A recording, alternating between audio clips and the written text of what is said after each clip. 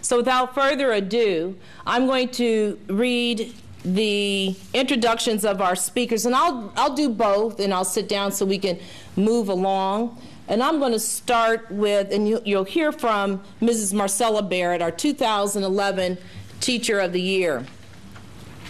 And let me kind of stop for a minute, because you two have something in common. Did you know that? We're here. You're here? Okay. They're alive, right? But you're both published authors? Look how shy. She's like, I don't know if I wrote a book or not, Right? Is that correct? Okay, so I'm going to start with Mrs. Barrett. A year ago, almost to the day, Marcella Barrett was named the 2011 Teacher of the Year. Barrett, a 6th grade math and science teacher at Valerie Pre-K-8 school, has taught for the district for 9 years. In addition to her education background, she is also a successful published author and community volunteer. District colleagues, community members, Valerie parents, and even students submitted recommendation letters on behalf of Barrett's nomination. Their words paint a clear picture of the dedicated educator. Compassionate, she expects more out of my child, and energetic. You notice they didn't say boisterous or loud, because many people that know Mrs. Barrett, you're pretty calm all the time. Do you ever raise your voice? You do? Ooh, wouldn't want to see that. In 2009, Barrett released a self-published book, And the Tree Cried Out, which encourages students to be good stewards of the earth. Barrett also received the Miami Valley Invention Convention Teacher of Excellence Award in 2006, in part through a nomination by a student who noted that Barrett made sure every student understood a math concept that was being taught before she moved on to a new lesson. At Valerie, Barrett serves as Spelling Bee Coordinator, Junior National Honor Society Advisor, Building Technology Integration Coordinator, and Parent Involvement Team Chair. So we're going to go ahead and give another applause to you, because you'll be hearing from you next, okay? The Honorable A.J. Wagner.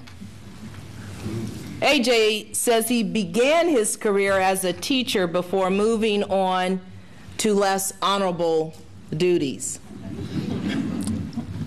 In 1987, he became an acting judge in Dayton Municipal Court until he was elected Montgomery County Auditor in 1991. Now, is that when they put the stickers on the gas pumps? Yep. That's where I remember seeing your name. Yeah. That's it. Okay. Glad you remember. Okay, that's good. That's okay. important. That is important. In 2000, AJ was elected Common Pleas Court Judge, from which he retired in 2010.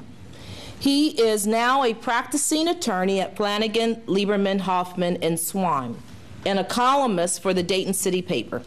He has served as president of the University Dayton School of Law, Alumni Association, chair of the Dayton Civil Service Board, and chair of the Montgomery County elected officials. He also has been a member of the Miami Valley RTA Board of Trustees and numerous other community boards. He currently serves on the executive board of Big Brothers, Big Sisters of the Greater Miami Valley, the Dayton Mediation Advisory Board, the Peace Bridge Committee, and the Think TV Visionary Society. Whew. But this is the kick. Girl.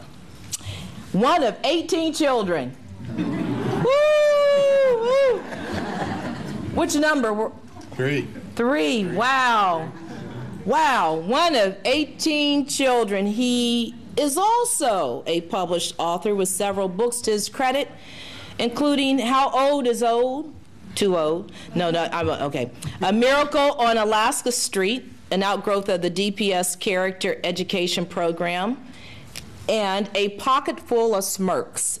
The proceeds from all of his books have benefited various family charities. So without further ado, we will bring up Mrs. Barrett, followed by the Honorable Judge, and enjoy the rest of the evening.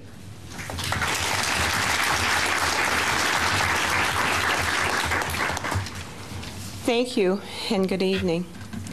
Representing DPS as Teacher of the Year has been an extremely humbling experience and one that I will cherish forever. Truly, we should all hold the title of Teacher of the Year. Every day, we come to school armed with lesson plans, having spent endless hours preparing only to have to change on the spur of a moment. Why? Because as teachers, this is what we do. When students arrive, we never know what we will be faced with. Often, it has nothing to do with what is going on in the classroom. More frequently than not, it has to do with the lessons of life, situations that children should not have to encounter.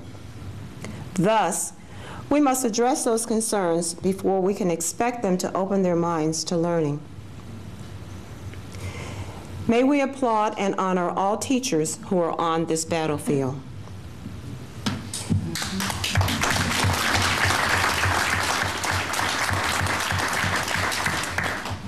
As we come to the close of this school year, let us look back to reflect on our accomplishments as well as our shortcomings. It's helpful to look back for reflection. However, let's not get stuck on what didn't work for us and focus on how we can be more effective. Each year brings new beginnings and changes. Change is something that's hard to accept. As we face new challenges, our attitudes will determine how successful we are for the task before us. When we began the school year, I talked about moving outside of the circle, outside of your comfort zone. Many have made a great deal of progress, and still we have more work to be done.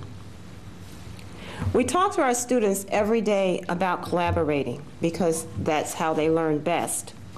We want them to learn to value the opinions of others, question what they don't understand, and engage in spirited debates. We should follow the advice that we have given them and not follow the old adage, do what I say and not what I do. We are their role models. Believe it or not, even though they might act as if you are the worst person in the world, and they will, they pick up on some of our behaviors. Think about how you can inspire your students to internalize the desire to learn, and when they are faced with insurmountable obstacles, keep pushing. Keep pushing as if their lives depended on it, because ultimately it does. Without an education, there isn't much else left for them. What we do for our students today will have an effect on what type of citizens they will be in the future. There might be questions about why my outgoing comments are so simplistic, why I'm not talking about other issues dealing with teachers or the district. To answer the questions, my concern is children. I am concerned about both teacher and district issues, but without the students, we would not be here. Be thankful for each day and for the opportunities that have been placed before us. Each and every day, we have the chance to change or enhance a life for the better. How will you take advantage of this opportunity? For those who are parents, imagine how you would like your children to be treated. There is an old Chinese proverb that states, "Be careful to leave your sons well instructed rather than rich. For the hopes of the instructed are better than the wealth of the ignorant."